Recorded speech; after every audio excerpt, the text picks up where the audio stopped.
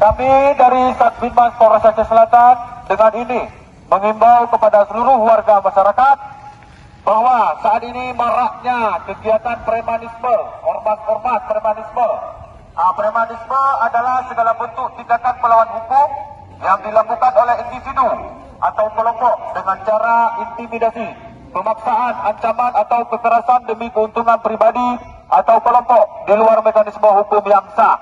Dapat kami jelaskan bahwa kami dari pihak kepolisian mengajak seluruh unsur masyarakat, ayo sama-sama kita jaga situasi Kamtibmas aman dan kondusif di wilayah Aceh Selatan, khususnya Tapak Tuan.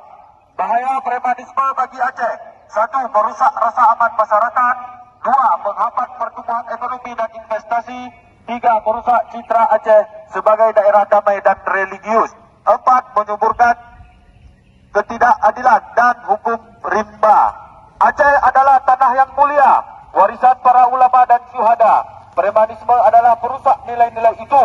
Mari kita jaga tanah Indatu ini dari segala bentuk kezaliman. Masyarakat yang berani menolak premanisme adalah masyarakat menjaga masa depan anak cucunya. Tolak aksi premanisme berkodok ormas. Segera laporkan jika terjadi ke call center 110. Demikian yang dapat kami sampaikan.